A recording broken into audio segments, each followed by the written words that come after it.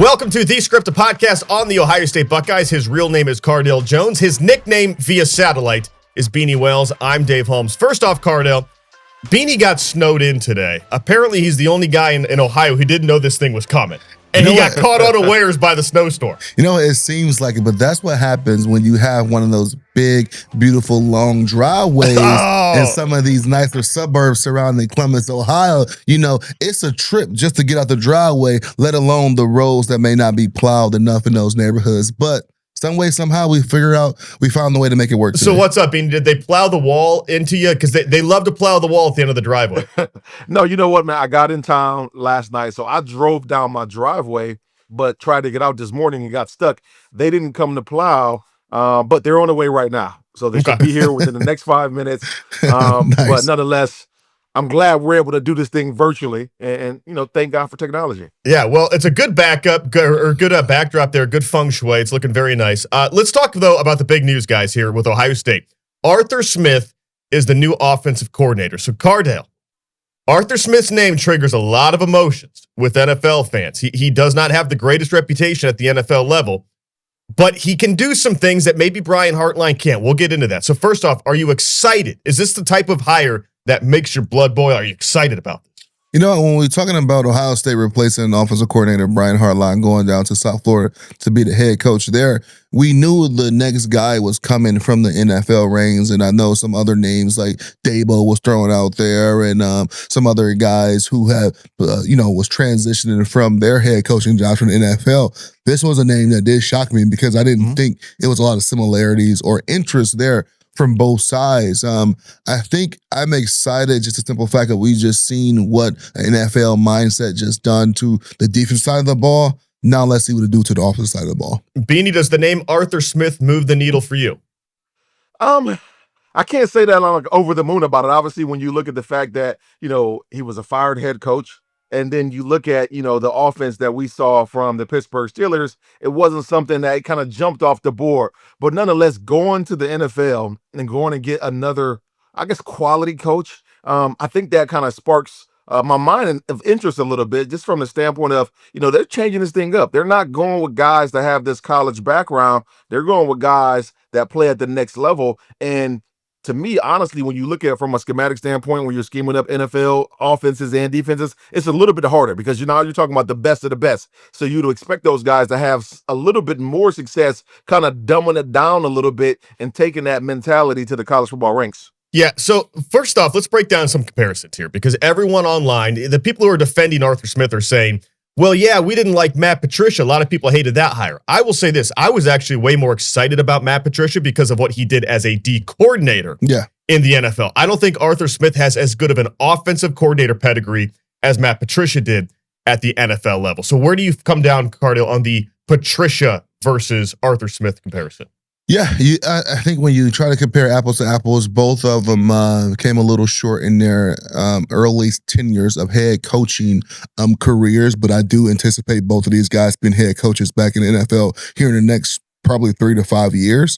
But when you look at what they were able to do at their coordinator positions, I think I am more excited about Patricia because he's been on Super Bowl winning defenses. Exactly. And Smith has been on some pretty good offenses, been a part of some pretty good offenses as well. But I think when you talk about the long-term success, Patricia gives you more of that excitement because what he has done at the highest level. Yeah, so Beanie, one of the things about Arthur Smith that's hard to evaluate him is he hasn't always had the best players. Now, when he was in Atlanta as a head coach, he's not necessarily in charge of the entire offense. He's just part of the team there as the head coach. Bijan Robinson might have gotten better after he left. Kyle Pitts may have gotten better after he left. But if you go back to the Titans, Derrick Henry was a 2,000-yard back, and we know Derrick Henry's a freak no matter what. But Ryan Tannehill looked good. Jonnu Smith has been like a career best player under Arthur Smith. So he's kind of a mixed bag when you look at the success of him at the NFL level. No, no doubt about it. I mean, obviously you look at and evaluate, you know, those particular situations. There's certain things that you can pull from them and say, you know what, those things you like a little bit. You like the fact that he was able to have Derrick Henry looking like one of the best running backs in the league. Obviously, we know, you know, what he is, and he is one of the best running backs in the league. But to be able to flip the switch and you turn the program in terms of what they were able to do down in Tennessee offensively, it was a success. We saw them. Who was the quarterback? Was it Tannehill? They want to make deep runs in the playoffs. So doing more with less, essentially. You saw his ability to be able to do that. But again, I'm just thrilled at the fact that that Ohio State and the college ranks, we're starting to see a shift, and where we're getting these NFL guys go to college. I think their mindset is a little bit more advanced. And I think Ohio State, when you have the talent that they have, they'll be able to take advantage of that, having that NFL top-tier talent at the college level paired with NFL coaches. So that style was going to be a huge shift. We saw it happen last year with Matt Patricia, and we saw how drastic it was of an improvement from a defense standpoint. So I expect it to be more of the same. Even though from a standalone, you're going to sit there and say, well, he wasn't the most successful with Pittsburgh and their offense. He wasn't the most successful with the Atlanta Falcons. Just that mentality and that know-how from an NFL standpoint, I think is going to do wonders. Yeah, and that's the thing, guys. Like, if you look at Nick Saban, he flamed out at the NFL level. You look at Chip Kelly. He has not done well at the NFL level, and the last time Chip Kelly was in the Woody Hayes, they won a national title, Cardale. So we can't always judge a college coach based on how he does at the NFL level. No, I totally agree. And I think it's even though it's the same game as football, but it's two completely different games we're talking about. Preparing schematically, the talent level and everything. We talk about the college level to the NFL level. So you see why some of these guys have more success at the college level, because honestly, 9 times out of 10, and I know that's probably kind of shifting down a little bit, probably 7 times out of 10, you're going to start the game at a place like Ohio State, and you're going to be the most talented team on the field. So that's a hurdle right there. And that's that's something that you don't have to deal with now, where in the NFL, it's truly any given Sunday, a team can beat someone. We look back right now, look at the NFL right now, the team in the Super Bowl right now who's looking the hottest. The New England Patriots lost to, team who's arguably the worst team in the NFL this past year, the Las Vegas Raiders. I think it was week 1 or week 2. So the talent gap is especially there on the college level than the NFL. Yeah, Arthur Smith, if you look at his time in Tennessee, the Atlanta Falcons, the Pittsburgh Steelers, he probably never had the best team in his division. He never had the best team on the field, like 70% of the time. So, Beanie, but something he did do really well. He did it great in Tennessee, great in Atlanta, and great with the Steelers. I'll give you some names. Tyler Algier, Kenny Gainwell. I mean, these are guys who enjoyed career success under Arthur Smith. So you as a running back, I would think, would like what he does, especially when it comes to running the football. Jalen Warren as well really looked good for the Steelers. Yeah, no question about it. I mean, when you got a guy who, at my position, who's going to make that the focal point in the forefront of what they want to do on the offensive end, you have to love it. And when you go back and you look at Ohio State, you look at the year that we won the national championship, yes, we had Will Howard, but our ability to be able to run the football consistently with our running backs and utilize them in different variations, that was the catalyst that pushed us over the top to be able to win a national championship. If Travion doesn't have those exciting runs that push us over versus Texas and some of those big games, and same with Quinshawn, we don't win a national championship. So when you have a coach coming into the fold that understands the focal point of what your offense needs to be based around, I think that's going to do wonders. I honestly think if we would have ran the ball a lot better, even though Bo was great in his freshman year, I'm talking about as a whole, we would probably be national champions if we had to rely on the run game a little bit more so than we did with Julian Sanders' arm. So in my mind, when you look at those things, and I'm glad you point those out, Dave, you have to be a little bit comfortable and a little bit excited looking at those specific nuances on what he does to an offense. Because look, I mean, Ohio State, we can go out and get top tier running backs. And before, in years past, Urban Meyer would always say it, the running back position was the Cadillac position for Ohio State. That was the end-all be-all. It wasn't quarterback like it is this day and age. So when we get a coach in here that can kind of bring that same style like it used to be, coupled with the other talent that we have, I think it's going to do, we can do wonders. Yeah, I think Ohio State fans will love the way he runs the ball. Might not love the way he uses the tight ends. The man loves the tight ends. And Buckeye fans, I know, don't love that. But Cardale, one other element people are missing. Everyone looks at what you're losing with Brian Hartline, and that is that receiver recruiting that he brought, the development. The one thing, though, Brian Hartline was a very green play caller. He was new to it. That was his first go-around. Arthur Smith should be a much more experienced play caller, and I think that's getting overlooked, that he might actually improve them from a play calling standpoint. Yeah, I think so. And I think with his mindset and the Ryan Day mindset combined together, we can see some things that's going to be very innovative on this level and getting the guys, in position, especially up front in the run game and the schematically that he bring to that. I think the biggest hurdle for him, if I'm Arthur Smith, is usually it was a bit, I wouldn't say concerning, but it's different the way Ohio State and the college world go about hiring coaches, because Ryan Day replaced a lot of position coaches before he hired the offensive coordinator. Right. Basically their boss. Yeah. When it comes to that. So if I'm Arthur Smith, I'm not bringing in my guys who already know and understand the offense I want to run, or it's just a situation where, hey, Arthur Smith, no, you're going to adjust to Ryan Day's system, and this is how we call plays, this is how we run things, versus bringing you in maybe for the things that you're accustomed to doing. So now if I'm Arthur Smith and I'm a new coordinator in any offense, I don't have the offensive line coach that I handpicked or the running back coach that I handpicked who can ease that learning curve as I implement my system. Yeah, and Beanie, for people who don't know, I know you're well aware, his father did found FedEx. I mean, can we talk conspiracy theory here that this guy's brought in to be the NIL hammer? Can we float that as a conspiracy? It better be talked about. Heck, when your father found FedEx and you understand the climate of college football right now, you'd have to think, if you're an offensive coordinator and I can sprinkle a little bit of my trust fund on a program to make it better, it's going to make me look better in turn. Not only from the standpoint of me, bringing these extra dollars and cents, but allow me to go out and get the best quality players, implement my offense, and make it look like I'm the hero. So if I'm him, I'm calling Dad. Hey, Dad. Yeah, Michigan's going to go out and get the UPS what do you have guy at our disposal right now? Well, I'll tell you right now, my daddy was the founder of FedEx. I wouldn't be coaching shit. Hey,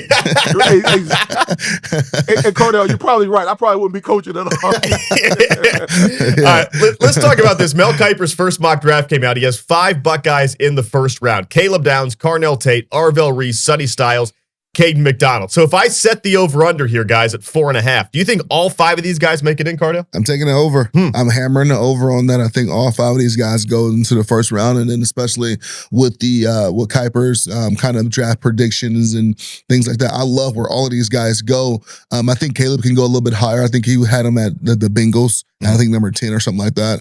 But I love all these positions for these guys. Arvell, number 2 overall to the Jets, which is crazy, and it's something that's realistic, knowing that the quarterback position is not going to be highlighted in this year's draft.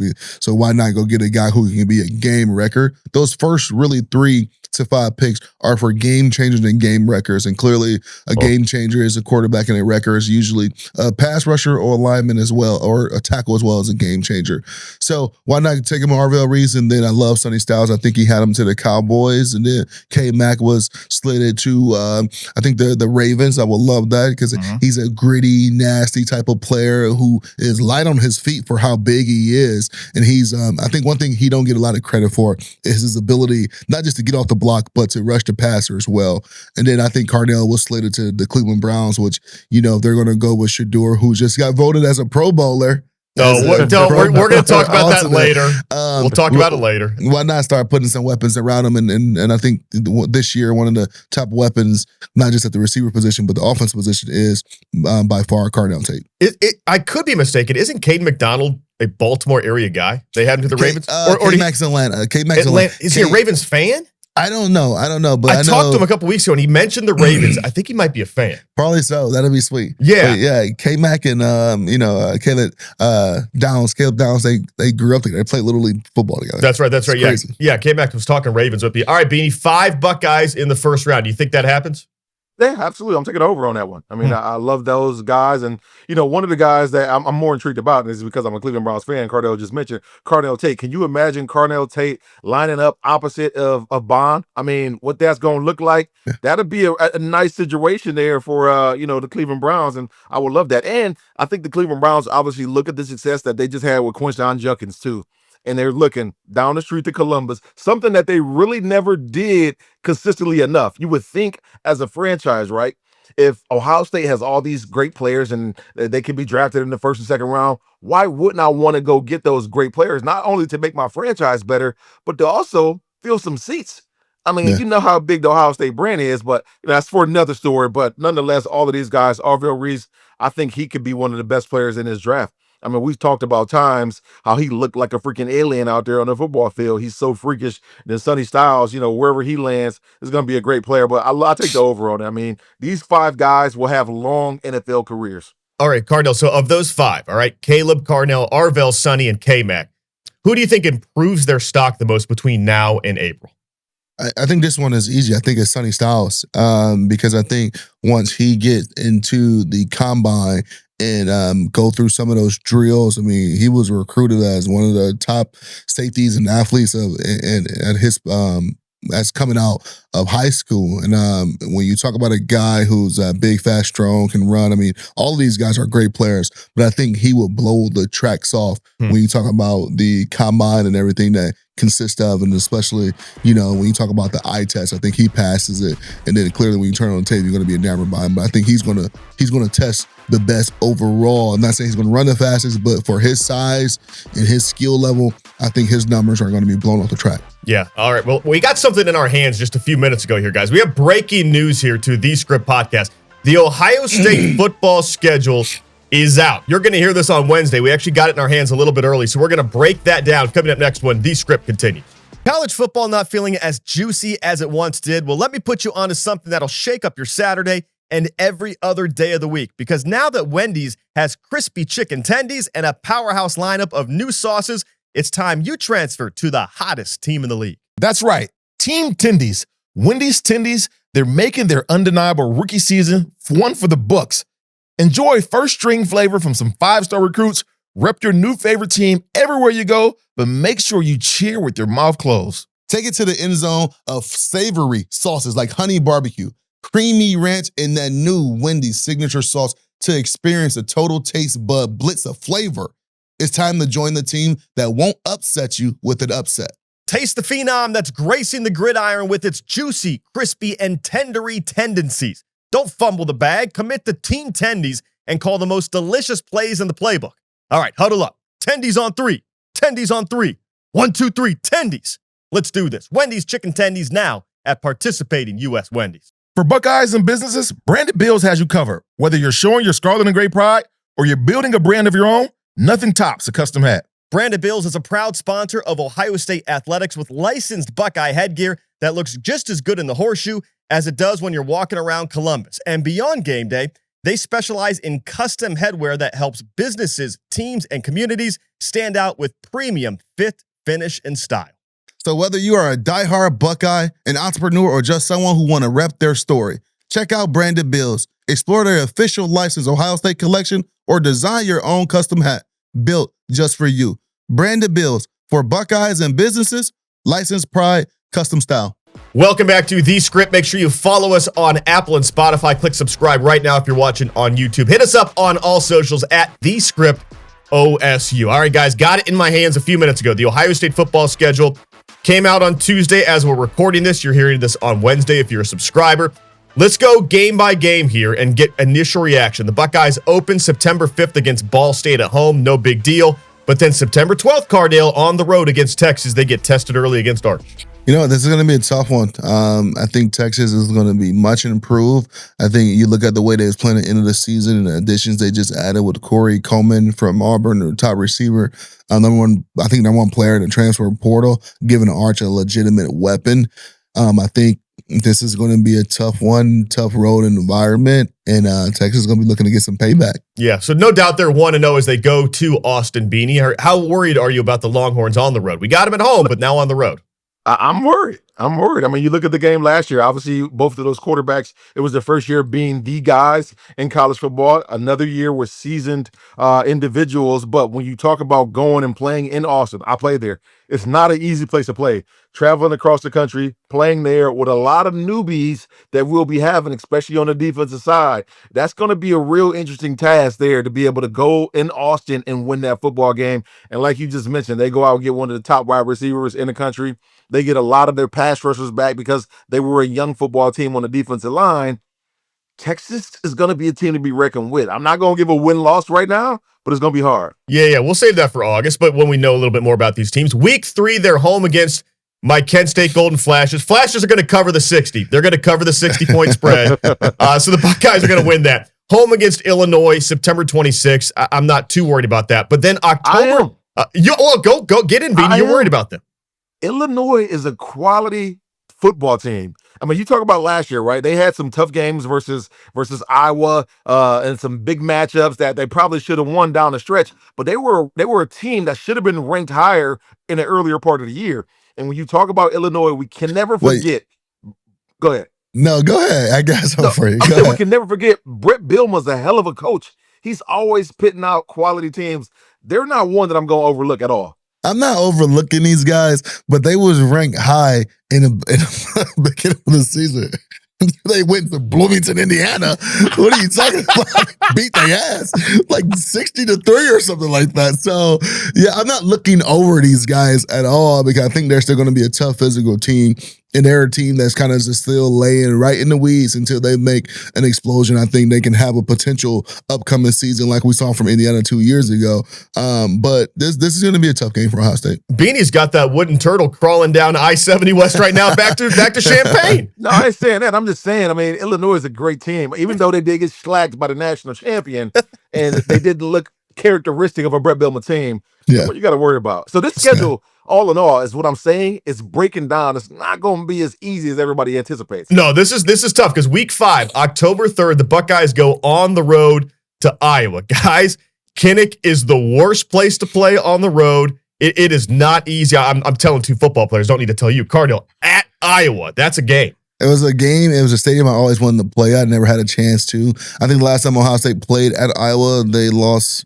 They left with an L. If I'm not mistaken. Yeah, so that was the day. Literally, I was in the elevator going down to the field. I heard this huge roar, and it was JT threw a pick 6. Oh wow! Yeah, and I was like, oh, it was 7-0 by the time I even got to the field. Oh wow! Yeah. So always a tough place to play. Iowa is always a tough team. I don't think Mark Gronowski is back next year.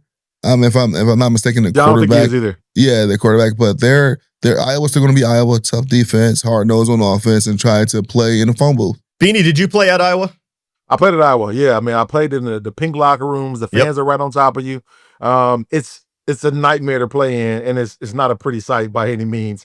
Well, check that. The locker room is pink, but it is one of the bigger locker rooms that you have a lot of space to walk around in and move around in. It's like a Barbie's dream house. It's big and pink. Yeah, you're more comfortable, especially compared to how it is at Purdue. But nonetheless, Iowa's a tough place to play. And you know one thing with Kirk Ferentz, he's going to I can't believe, obviously we're still talking about Kirk Ferentz being there at Iowa. He's creeping up there in age, but he's going to have a tough football team. And quite frankly, I think we're lucky that we're playing a team without Mark Gronowski because he got that team humming on all cylinders. If he was back, it would be a completely different monster. Yeah, Kirk Ferentz, a 17-time coach of the year in the Big Ten. I don't know how many times he's won that thing. All right, so then October 10th, they're home against Maryland. All right, but October 17th, guys, week 7, no bye week at this point, playing straight through, and they end a 7-game stretch at Indiana, Cardale. The bye is the next week. I think you'd rather have the bye going into Indiana. You know what? No, I would like to have the bye after. I would like to hopefully gain some momentum with these first 6 games of the season, and then it's going to be a war at Iowa, and then probably a not so tough game versus Maryland as they come into the shoe, and getting ready for Indiana. So hopefully you have a great feel for who you are as a team going into Indiana, because Indiana just continue to get better. Josh Hoover's the quarterback now, guy from TCU who threw the ball all around the field, and Indiana, we know what they love to do. So that's going to be a tough game, and I love how it's 1 bye this year versus 2. So I would definitely rather have the bye after Indiana versus before. So Beanie, if you say home Ball State, at Texas, home Kent State, home Illinois, at Iowa. So 3 games here, at Texas, at Iowa, at Indiana. I know Buckeye fans might have to reevaluate the way they look at this. 6-1 is a good start here. If they get through this stretch at 6-1, I think they've done well. Oh, no doubt. No question about it. I mean, this is a tough schedule. And you talk about being on the road for these opponents. You're on the road with your toughest games. So if you get out of that situation 6-1 going into the bye, I think you're fine. You're breathing a sigh of relief because you understand how hard those places that you do have to go are to play. If you probably poll, college football fans or just college football players, and you rank those stadiums, every last one of those stadiums in terms of going and playing there, are going to rank in the top 15 in terms of toughest environments to play in. So, I mean, the task is not easy whatsoever to go on the road and play in these environments. And if you come out of this 6-1, I'm breathing a sigh of relief because you obviously down the stretch, you still got some tough games, but you got more home games than away. Yeah, so then they have the bye there October 24th. Halloween weekend, they are at Southern Cal. Cardale, we knew when the Trojans joined the Big Ten, this day would come. They'd get to go back there. It's been a long time. Has it been like, since the Terrell Pryor era, I want to say, where they did the home and home? Taylor Mays. Yeah, there you go. There you go. So what do you think about them heading to the Coliseum for USC? I like it. It's going to be a tough game. I think Jaden Mayaba is going to continue to get better. I think that point of the season, in week 9 of the season, USC is usually playing their best type of football and figuring out who they are. I think USC just ended this year with the #1 recruiting class, even though the #1 recruiting class out of high school doesn't weigh as much anymore on clearly what guys are doing in the transfer portal. But they got a lot of guys coming back, a lot of talent. I think that'll be another challenge for them, especially coming off a potential emotional win or loss. Versus Indiana, and then having a bye week, and then having to ramp it back up to travel across the country. That can be a trap game. Yeah, and then Cardale, or Beanie, what's crazy is after that game, the very next week they're home against Oregon. So this 3-game stretch is at Indiana, at USC, home against Oregon. That's disgusting. Yeah, that is brutal. Brutal. I mean, then we talk about Oregon, right? They literally have a quarterback that would have been the #2 draft pick, maybe even the #1 draft pick in the draft this year, decides to come back and be on their roster. And you know they got DeCorian Moore, they got Hill at the running back position. They had a lot of young talent on that football team. So it's going to be scary, man. It's going to be very scary. Now, if they win this game, I can sit there and say, you know what, Ohio State, they very well may have a chance to win another national championship, because Oregon going into the season, I'd have to think, would be the favorite to win it all. Between Ohio, I think Ohio State and Notre Dame had the top, but I think Oregon is up there in top 5 in favorites to win it all. But I think clearly all that stuff can change by the time we get to week 1 of the college season.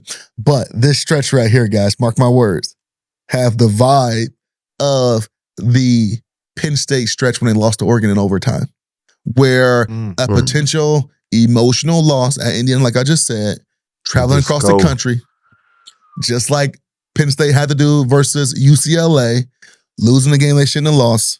But now the rebound game, you would think it's not Northwestern. Right. It's Oregon, another team who's hungry and thirsty to come into your house and pounce on you while you're down. And then you play Northwestern again.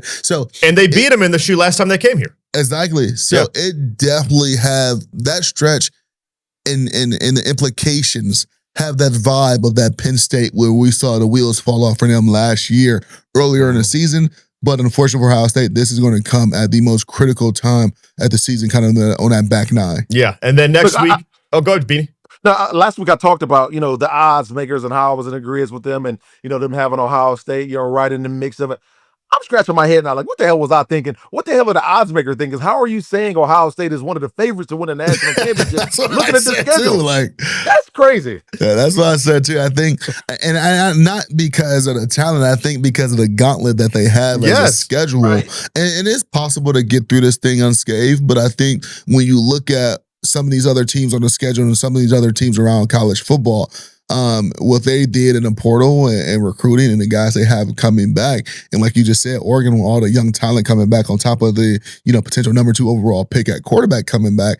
I'm surprised their odds of winning a national championship wasn't as high as some of these other teams. But yeah, this part of the schedule is brutal for Ohio State. And then, Dave, you can go on as getting through Oregon and Northwestern. I don't think it's going to be a cakewalk. Yeah, home Northwestern. Calling plays. Yeah, home Northwestern. You get the Chip Kelly homecoming story. Then you go to Lincoln, Nebraska to take on Nebraska, November 21st. All right. And then you get Michigan at home on the 28th. And I think Nebraska is another potential trap game situation, going across the country again, playing in that environment. Like Beanie said, if you look at Nebraska, Iowa and Texas, I think when you talking about top ranked football environments, like Beanie said, those 3 got to be in the top 15, right? And depends how USC is playing at that time on by the time we get to them on Halloween, that stadium can be packed. So you got those environments that's going to be rocking for Ohio State. But you go to Nebraska, they're going to probably be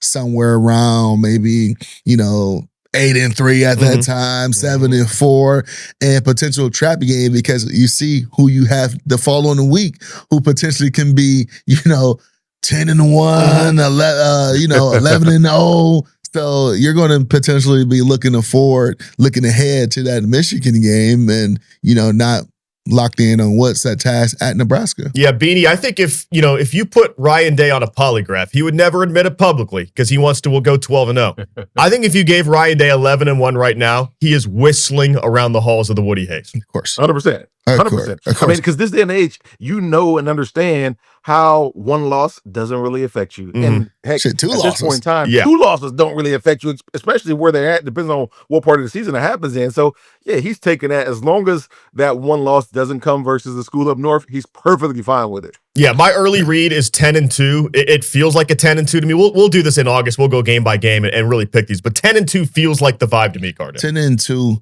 and you drop 2 of any. I don't care if you drop the Ball State and Penn State. You go to 10-2, you're in the playoffs in this situation. Yep. You go 10-2, you lose to Texas and Michigan, you're in the playoffs. You 10-2, you lose to Oregon and Northwestern, you're in the playoffs, right? Ohio State with this schedule, with any combination of 3 losses, I think they're still in the conversation for getting into the playoffs. To me, this is the hardest schedule I've seen since maybe like the Cooper era back in the day when they played hard non-conferences and they had like a really good Penn State, really good Michigan, really good Purdue. Like back in the 90s, it was a gauntlet. But Beanie, this is the hardest schedule I can remember in modern Buckeye football. Yeah, no, I agree with you 100%. And it's going to be interesting to see where it ranks. I don't know if we have that stat right now, but where do they rank in terms of hardest schedule, strength of schedule in the country? It's got to be top 10. Certainly up there in the, say it again? This got to be top 10. Got to be top 5. Yeah. Honestly. Got to be. I would think top 5. I mean, for sure. So Ohio State will not have any of those questions in which we've seen them have in years past. Well, their schedule, their path to the college football playoff was the easiest because this right here, in my mind, let's say they run through it, right? Let's say 10-1. They're getting to the national championship, and they're probably winning it if they go through this thing and only lose one football game because you will be the most battle-tested team in the country, and we know how much that matters. Teams being battle-tested throughout the regular season. Okay, let's continue our Dr. Pepper look around the world of college football here and talk about the college football playoff because we found out, Cardale, it's going to stay at 12 teams.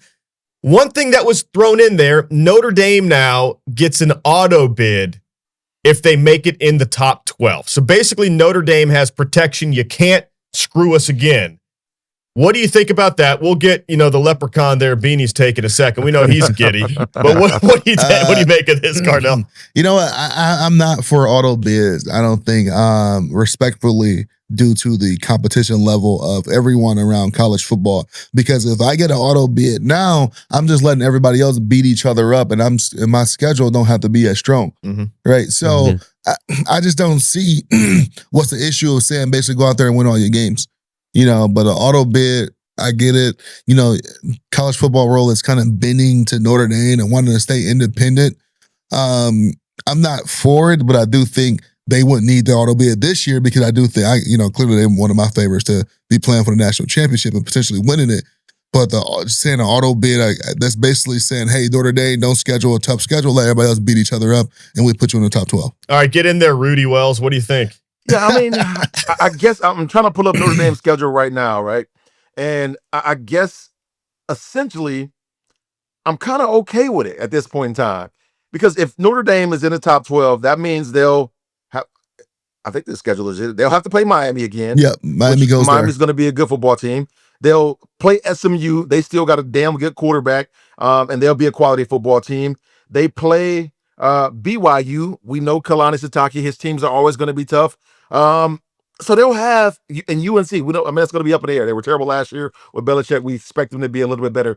But nonetheless, if Notre Dame was in the top 12, I think they'll have beaten some quality football teams down the stretch. So I think they'll be deserving of being in that spot. But I'm with you, though, Cardale. Overall, I hate the situation to where we're talking about auto bids. If the Big Ten and the SEC don't have auto bids, I don't think anybody should at this point in time. But I understand, obviously, Notre Dame's a conference. They want to appease and this, that, and the third. But at some point in time, it has to break down. And I don't think we'll ever get there. But it has to break down to where you kind of got to be nudging them to say, join a conference if you guys want to auto bid. Join one of these conferences if we decide to do auto bids for the Big Ten and SEC and so on and so forth. It is auto bids for those conferences. Win a fucking conference. That's your auto bid. Win it. Yeah, you're going to get it, win it. Yeah. or at least be in the conference championship game. You're going to get an auto bid for the most part. But I do like the do change is now basically with this new change here, who would have been screwed this past year? Because Notre Dame would have been in. Mm-hmm. So JMU or it was JMU and Tulsa or Tulane. Who got in? Tulane. So they'd have been out. And then Duke would have been in, right? Because now the Power Four conference is champions. No matter the record, they basically get in, right? Mm-hmm. Yeah. So those two teams would have been out. In which I'm okay with it. Because I honestly, I mean, it was a great story for JMU and Tulane, but their asses didn't deserve to be there. But quite frankly, when you break it down, look at the quality of the games. Yeah, but the Power Five conference still get the one team, right? Or is it do the Power Five? Did the Group of Five champion or best Group of Five teams still get the auto bid? Or you basically? I believe so, but does it also include the PAC in that? I think so. But in that concept, guess who's out? Miami, the team who just competed for a national championship. Yeah. So it's still finding a way to screw teams who's playing the highest level when you're talking about auto bids for, just a team who's not in the conference. So I don't like it. So what do you make of this, guys? Cam Newton kind of went on a little rant this week and said that Notre Dame is irrelevant. They haven't been relevant in a long time, which is funny because Auburn really hasn't been relevant since Cam Newton was there, but that's credit to him that he made them relevant. What do you make of this, Cardale?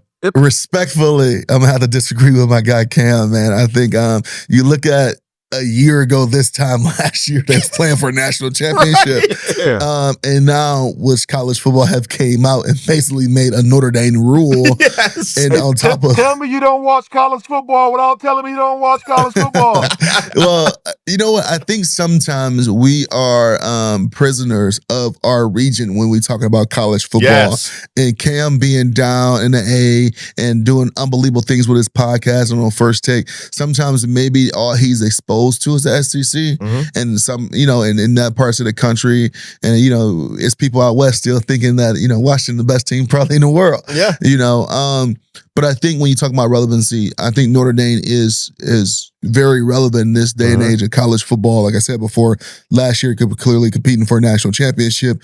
This year was major arguments of getting into the college football playoffs, and now we're talking about the college football playoff committee pretty much bending to their wheel because Notre Dame did not want to play in a Pop-Tart Bowl and say, okay, hey, we keep you guys relevant by saying, hey, just finish top 12. We put you in the playoffs, and then included the things they just did in the portal and the talented guy coming back. I think they're very much relevant. Yeah, Beanie, they're probably more relevant now than maybe since like Lou Holtz was there. This is the most relevant they've been in 40 years. Like even when Notre Dame wasn't winning football games, they're relevant.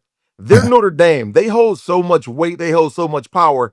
Hell, they don't have to join a conference. They're one of the only big premier programs that do not have to join a conference, and they say do something about it to the NCAA every single year. And if you guys want us still involved, you guys better appease us. And that's exactly what they're doing, giving them this auto bid. So in the situation with Cam saying, I like Cam, love what he does in his pie, but like, bro, you got to be a little bit more in tune to college football. And I know his deal is, NFL and all of that, but coming into the grand scheme of things, sports world, you got to know Notre Dame is not ever going to be irrelevant because they are who they are. I mean, they're a team that, hell, if they win 5 games, right, at the beginning of the year and they go 5-0, then they lose 5, they'll still be a relevant football team, even though they'll be considered trash. But because you'll hear so much Notre Dame hoorah because of this amazing start that they once had. I mean, like Cardale said, they're so relevant. They're making up rules specifically for them. They basically look at everyone else and say, no, we don't need a conference because you guys will bow to us.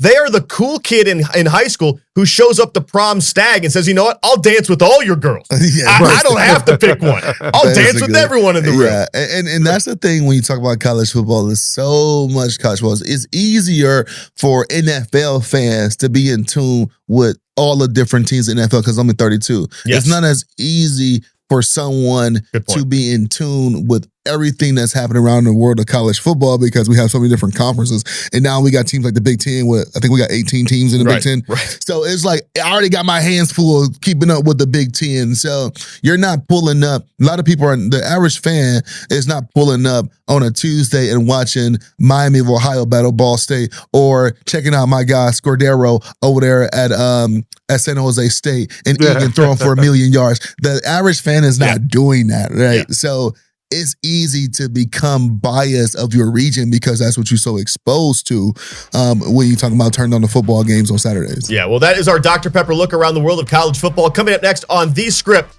we're going to fix the playoff. They said they're going to stick with 12 teams, but we have a good way maybe to fix things. Welcome back to The Script. Make sure you hit us up on all socials at The Script OSU. Subscribe right now if you're watching on YouTube. Video is by far the most fun. All right, guys. Time for our Buckeye Basement Solution. We try to fix something in the world of college football. Everyone's talking about Josh Pate. You guys know him as a college football analyst. Guy does a podcast. Very good show. Everyone's talking about the Josh Pate model to fix college football. And I looked at it and I said, isn't this the Cardale Jones model? Didn't we kind of talk about this? So if you guys don't know what the Josh Pate may have taken it from Cardale Jones model is, they're saying you move week 1 up to week 0. Move everything up a week. You do conference title games on Thanksgiving. You do some bowl season, almost like play-in games like that week as well. You have 6 games that are bowl games, but it's kind of like one last chance for teams to make their case. Then you go right to the playoffs immediately, no long layoffs, and it all finishes, guys, with a title game on New Year's Day, which would be so ideal. So, Cardale, I don't have to ask you what you think of this because you basically pitched this on our show about a month ago. Yeah, very similar. And the one thing I love about Josh Pate is that he's one of the very few analysts who covers sports, and in particular college football, who has no bias. Yeah. Who has no bias. So when he sit down and say anything about a team or about a structure, I usually sit down and listen because of his expertise and his professionalism, the way he carry himself. So I like it. Very similar to what, we talked about a month ago. But the biggest hurdle is this.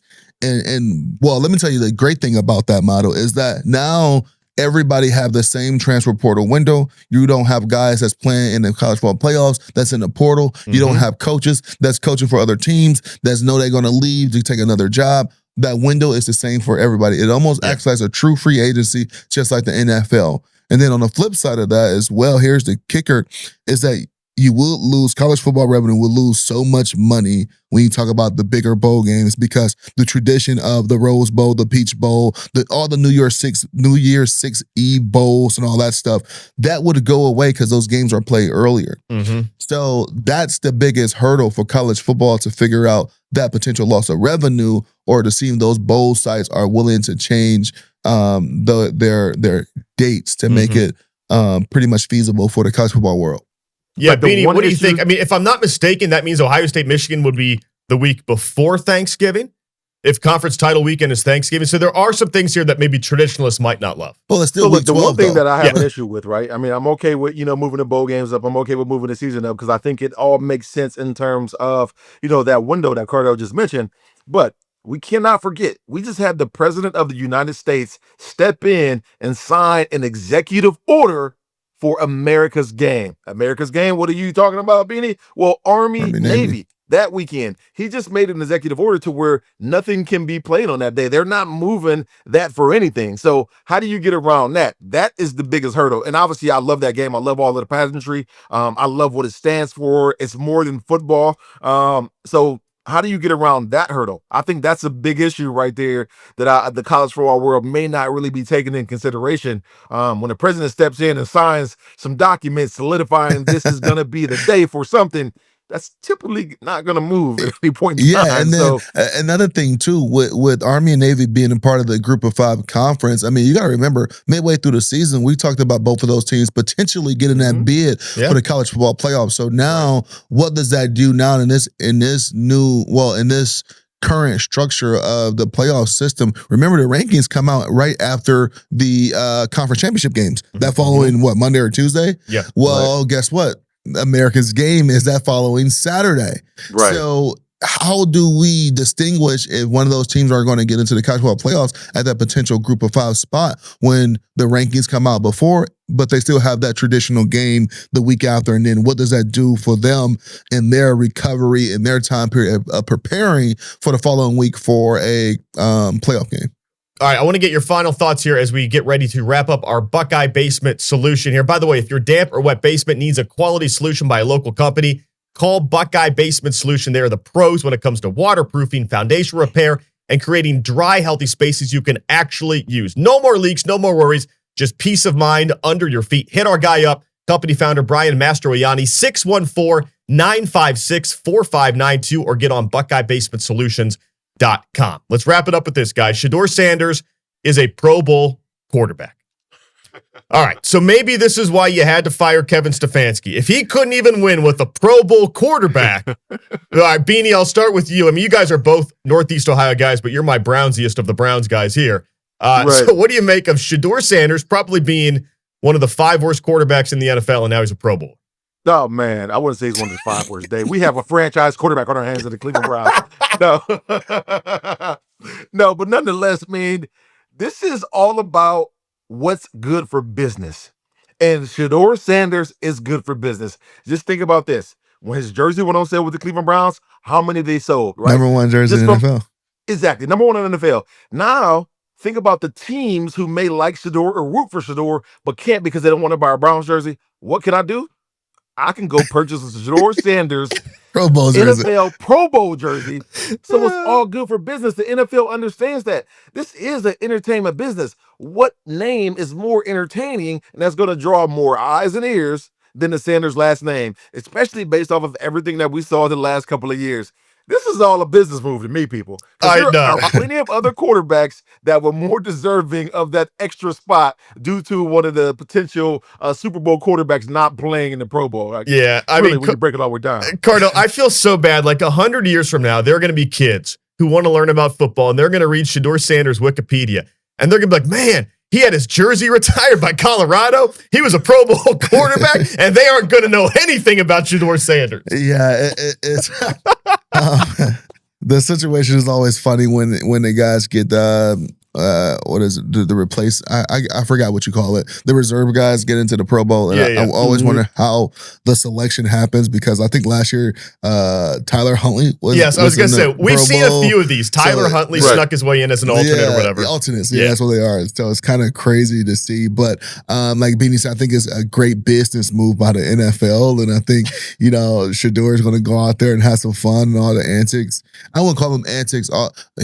Continue to let his personality out, and I think the biggest stage to do that is at the Pro Bowl and the Pro Bowl games, where he can truly be himself, go out there and have some fun, because it's still flag football, right? If I'm not mistaken, with the Pro Bowl stuff. So go out there and have some fun, just show your personality, enjoy it. Congrats to your Pro Bowler. Something you can't take away from him. Beanie, I want to be clear. I'm not saying that Shedeur Sanders' career is over. I'm on the fence. I'm 80-20 that he's not the guy, but I still seen flashes. I've seen the flashes. My point is, 7 TDs, 10 picks. He wasn't a Pro Bowler this year. Maybe 2 years from now he gets there, but he ain't a Pro Bowler this year, baby. No, realistically, he's not. But Cardale, think about this. Every contract that you sign in the NFL has a bonus, right? If you get to the Pro Bowl, you may get an extra $150,000. And in Shedeur's case, because he went in the 5th round, I'm sure they had bonuses loaded on all of these different things. 100%. He may be getting an extra $500,000 for going to the Pro Bowl. That's crazy as hell. Yeah, probably even more than that. The winning team gets some money, and then you get money for just being there. But him starting some games, he definitely made more in his bonuses than anything he did. Shedeur Sanders is probably, he knows that bonus. He's probably texting Trevor Lawrence and be like, hey, you had a long season. You probably want to stay home and rest that arm up, Trevor. You want to sit this one out, right? Yeah, I could wire you 20 G's if you sit this one out, Trevor. The areas between me and you, bro. They're going to give me 500 to go, bro. I'll give you 100 if you sit at home. Get me in that game. Oh, man. All right, well, that'll do it for us here on this week of The Script, the podcast on the Ohio State Buckeyes. Next week, we're talking Super Bowl, and a Super Bowl that's loaded with former Ohio State players. We'll break down that big game coming up next on The Script.